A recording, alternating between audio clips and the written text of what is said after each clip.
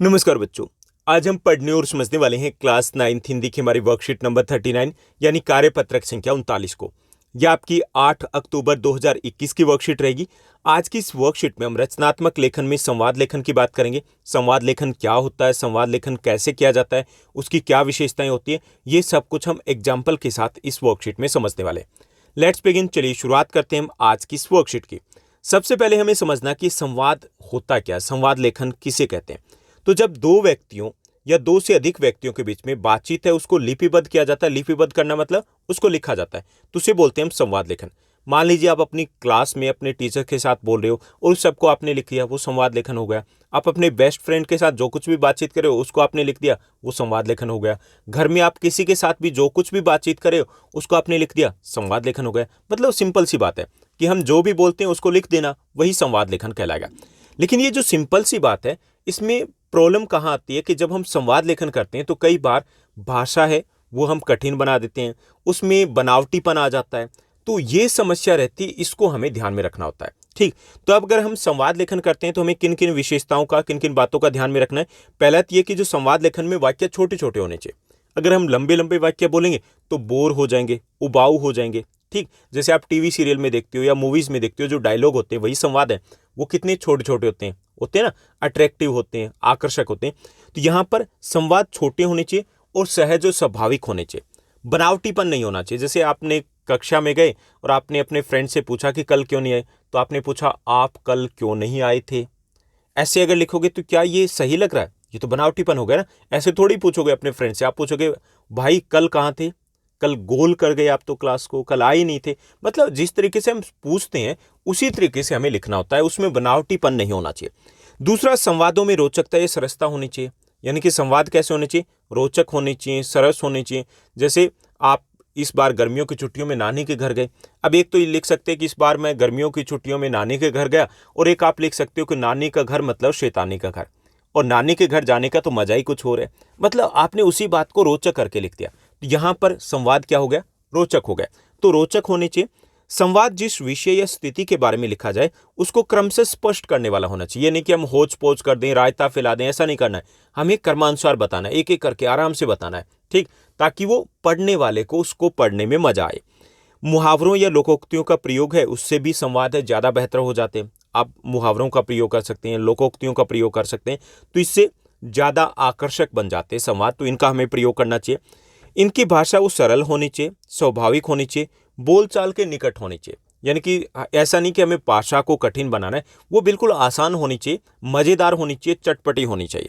संवाद पात्रों की सामाजिक स्थिति के अनुकूल होना चाहिए। जैसे कोई अनपढ़ है, कोई शिक्षित है, तो उनमें अंतर दिखाई देना चाहिए। उनकी भाषा में, बोलचाल में किस कल्चर से संबंधित है तो वो भी उसमें दिखाई देना चाहिए। ओके, तो ये सब बातों को अगर ध्यान में रखेंगे तो हम संवाद को आसानी से लिख पाएंगे।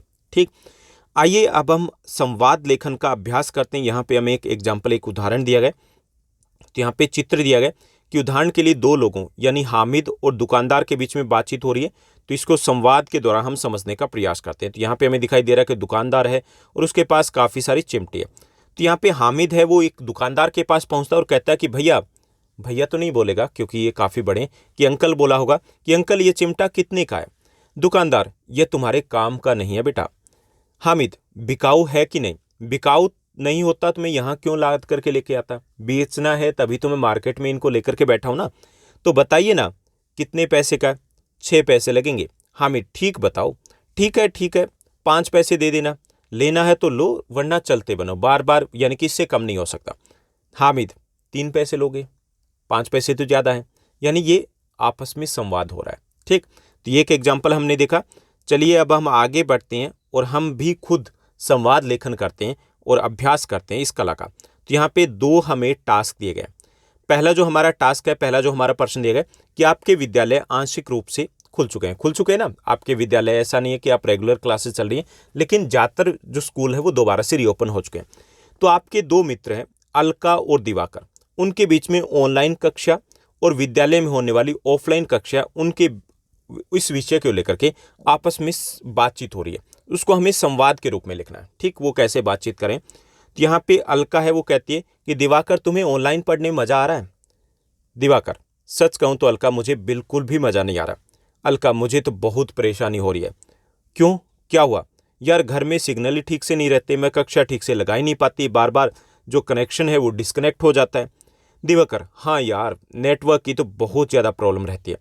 अलका, सच बताऊं तो मुझे कुछ समझ में नहीं आता, स्कूल ही अच्छा है। दिवाकर, सही में ऑनलाइन कक्षा में, ऑनलाइन जो क्लास होती है उसमें बच्चे बहुत शोर करते हैं, मैम क्या पढ़ा रहे हैं कुछ समझ में ही नहीं आता।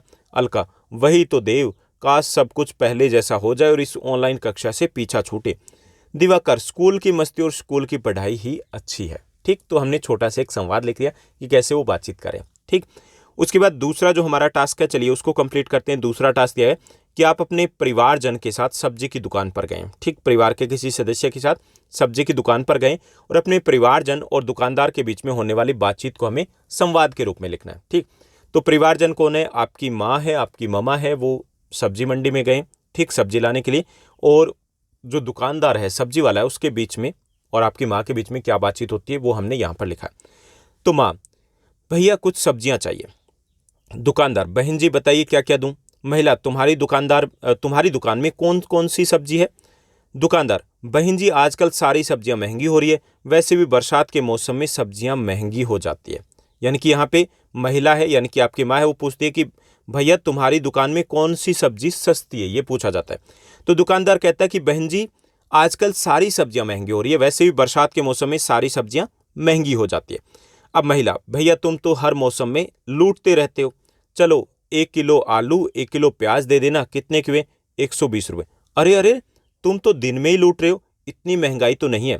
दुकानदार, ठीक लगा लूंगा, बताइए और क्या दूं। महिला, 1 किलो गोभी दे दीजिए, 1 किलो बैंगन दे दीजिए और आधा किलो मूली दे देना। अब बताओ पैसे कितने हुए? दुकानदार, आप कुल मिलाकर के 270 रुपये दे दीजिए। कितने दे दीजिए? आप कुल मिलाकर के 270 रुपये दीजिए। महिलाएं, इतना नहीं, आप 250 रुपये ले लो, धनिया मिर्च और अदरक भी डाल देना। दुकानदार, नहीं बहन जी इतना नहीं दे सकता, ऐसे करो आप 260 रुपये दे दो। महिला, तुम लोग सस्ती खरीद कर महंगा बेचते हो। दुकानदार, बहन जी इस महंगाई में पेट पालना मुश्किल हो रहा है, आप सबके सहारे ही तो मेरा जीवन है, चल पा रहा है, गुजारा हो पा रहा है। ओके, तो ये थी बातचीत, संवाद के रूप में हमने लिखा। तो आप भी ऐसे खुद भी लिख सकते हो, संवाद लेखन का अभ्यास कर सकते हो, इसको और ज़्यादा चटपटा बना सकते हो। तो ये थी हमारी आज की आसान सी वर्कशीट। उम्मीद करता हूँ सब कुछ आपको अच्छे से समझ में आया होगा। अगर आपको ये वीडियो, ये वर्कशीट अच्छी लगी तो इस वर्कशीट को लाइक और शेयर जरूर कीजिएगा। आज के लिए बस इतना ही। Thank you, bye bye, have a nice day. मिलते हैं नेक्स्ट वीडियो में।